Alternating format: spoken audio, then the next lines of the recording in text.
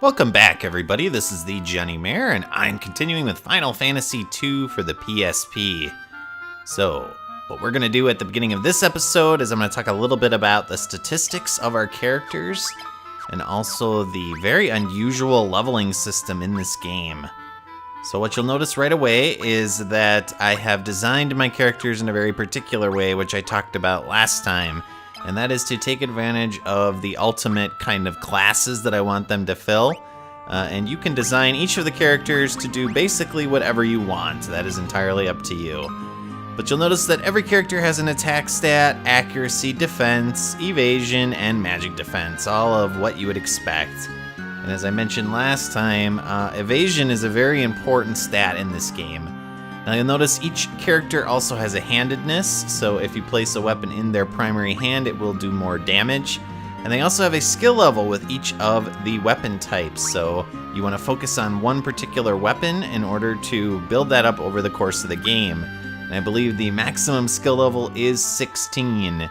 You will notice that this game likes to use 16 as the ultimate level in terms of things like magic level, stat level for your weapons, and also the total number of magic spells you can have equipped on a character.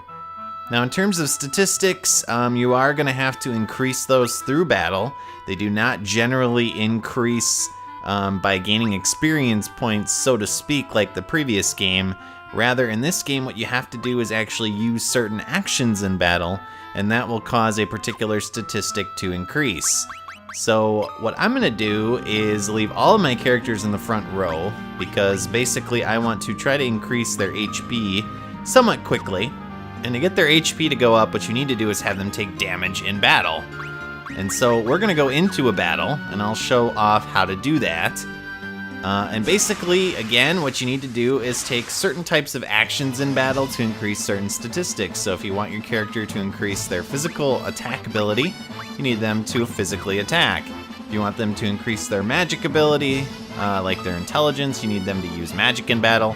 And if you want to increase their HP, you need them to take damage. Now you can actually attack your own party members, and this will actually cause them to increase in HP if they take damage during battle.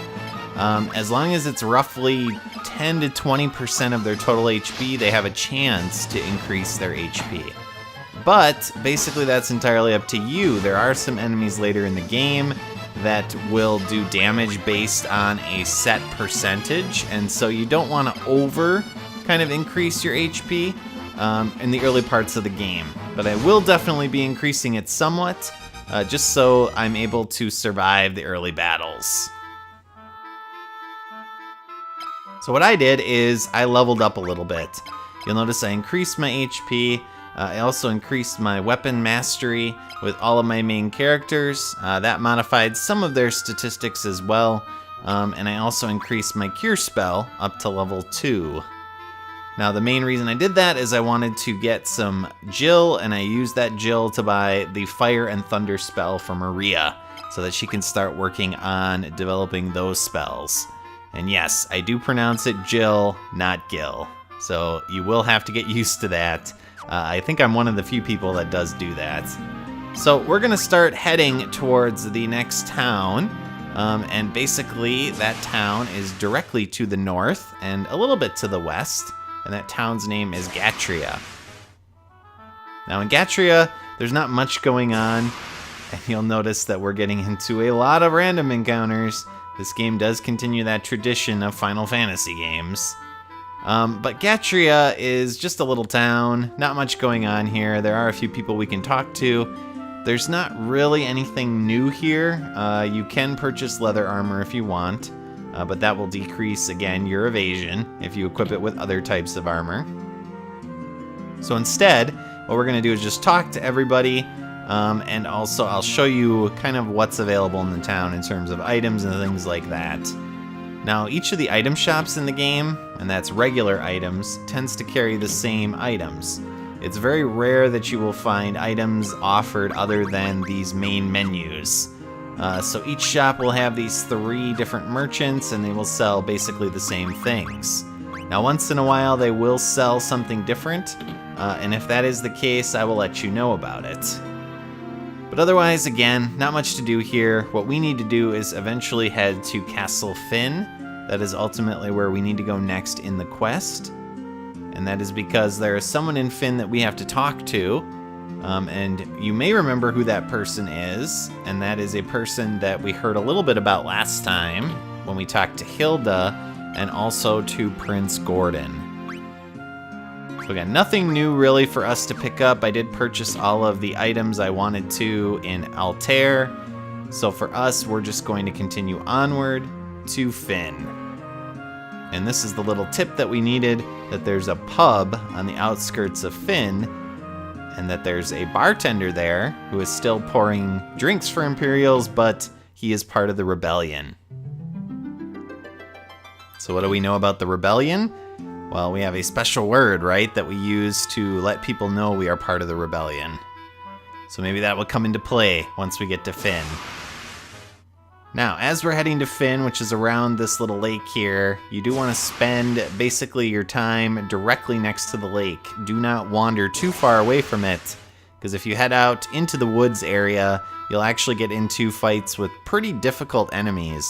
This game is a lot like Dragon Quest in that sense, but if you head off of the beaten path, you will fight tough stuff. So I'm going to save, of course, each time I exit and enter towns. And we're going to get a little message here from Firion about the Imperial soldiers in this town. Now, you do not want to get into fights with them. They will murder you without much extra thought. They are very, very powerful and very, very difficult to beat.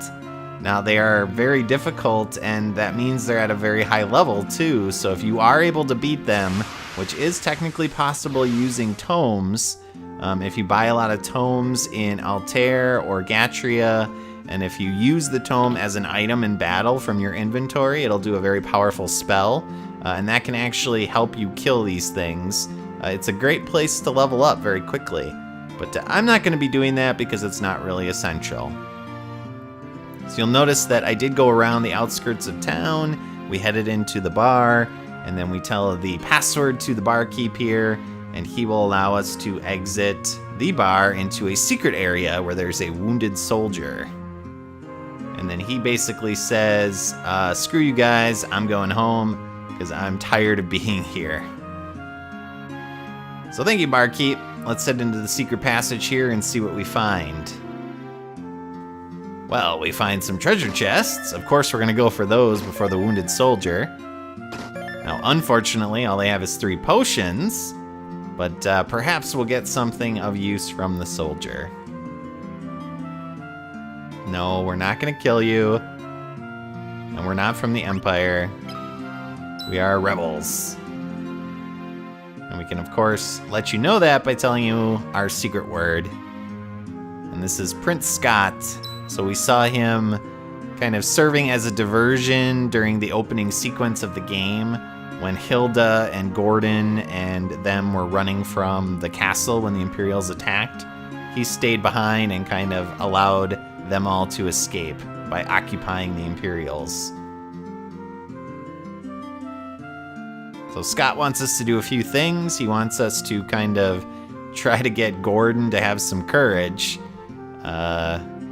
That's going to be a very tough task, perhaps even worse than the Cowardly Lion from Wizard of Oz. But he also tells us why Fynn fell so quickly, and that is because someone from Fynn, and that is Count Borgin, actually ended up turning on them and betraying them to the Empire. And the last thing he's going to tell us is that he loves Hilda. Well, that's not really helpful, right? He is dying. So he does not want us to tell her that. I don't know. You know, maybe she would want to know that. And Maria says, enough with this foolishness. Have you seen my brother Leon? But, no dice. He doesn't have any information about Leon. Now, Scott does have a little bit of a Edgar/Edward look about him. So it's kind of the character model that's been passed on through the games. And basically, that's the end of Scott. He used his last strength to tell us those few things. And as is the case in early RPGs, the sign of death is the character disappearing into thin air. But before he died, Scott did give us his ring.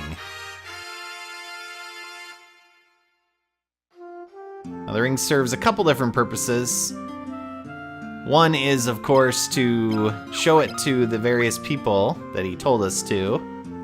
And that is Hilda and also his brother, Gordon. But it also allows you to access the world map. So like the first game, if you push select and cancel at the same time when you're on the world map, you can actually get a mini-map that'll allow you to see where the various places are, like towns and kind of areas of interest. Come on, buddy, get out of the way. And that can help you if you're lost or you don't know where to go next. There will be kind of flashing lights indicating important places to go. But for now, we're going to head all the way back to Altair because we need to show that ring to Hilda and also to Gordon. So I'm going to do that. I'll head back and I'll meet you guys back there once I've traversed all of this land and also gotten into many random encounters. So see you in a bit. Alright, so we are back in Altair.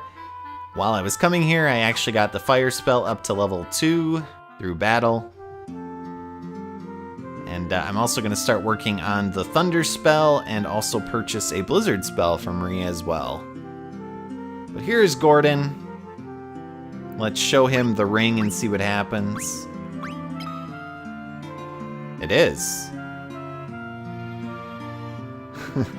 So nothing, right? Basically, it didn't matter. At least yet, right? Maybe it'll come into play later. So he doesn't really have anything new to say. So hopefully, when we show it to Hilda, that'll actually do something, because otherwise we're stuck.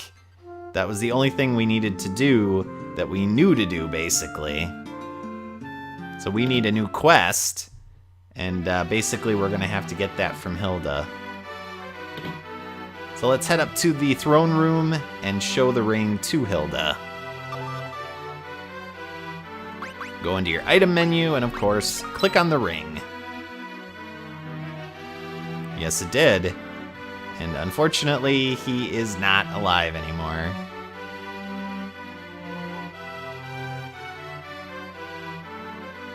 He did, and I would love to tell you, but we do have to honor the wishes of a dying man. That's just the noble thing to do. Now, she doesn't want the ring. It suits men of courage. Not sure what that says about Maria. But now we have shown ourselves to be capable. All we did is we killed some goblins and some various other pretty easy enemies. We ran around in a town without getting caught. And that showed us to be able to join the army. So she has turned around and decided, after all, to let us join their cause and sacrifice ourselves for the greater good. She also wants us to look for something called Mithril, or Mithril, depending on how you pronounce it. So there's a town called Salamand, very far to the north, and we have to talk to a man named Joseph. But thankfully, since it is kind of a far way to go, she's allowing us to call on the aid of Minwu, who is a very, very powerful white mage.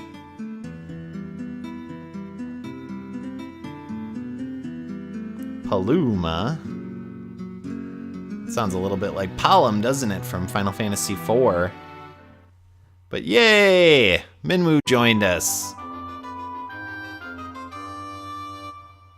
Not only did Minwu join us, but he also allows us to use his special canoe. So we get the canoe much earlier in the game than in Final Fantasy I. So Minwu, as you can see, is very powerful. Doesn't come with a lot of stuff, but he does come with a full arsenal of magic. So we will be utilizing that a lot in the upcoming areas. So basically, we don't have to worry too much about healing. Now, before we exit out of here and start canoeing all over the place, we do want to talk to Hilda one more time, and that is because she has one more keyword that she can let us learn. And that is the Dreadnought. So the Dreadnought is the ultimate weapon of the Empire. It is a battleship of a sorts. And in fact, she does have another word for us to learn, and that is airship. So let's learn that. And of course, ask it back to her. And we hear about Sid.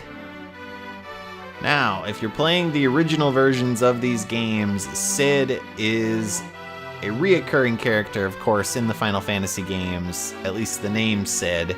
And it's usually associated with airships, right? Now, Sid was not in the original version of Final Fantasy I, but they did add him into the remake versions.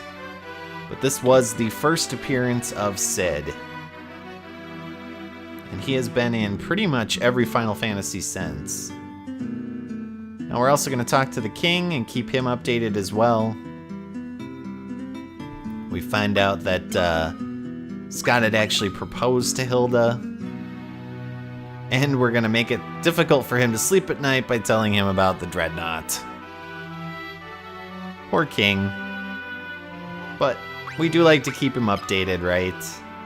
Good to know. Keep him in the loop.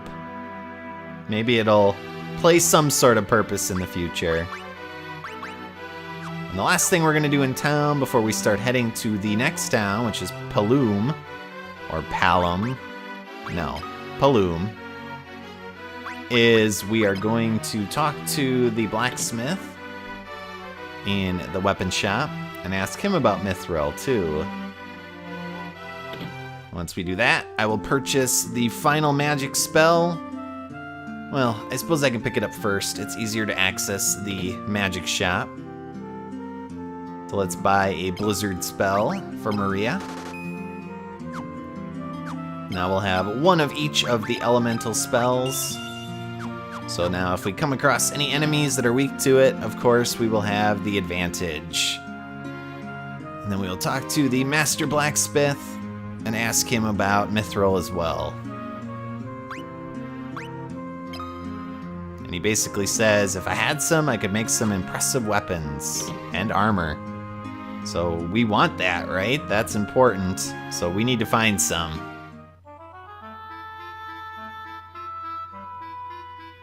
So what we're going to do next is we're going to head up towards Paloom, which is a port town.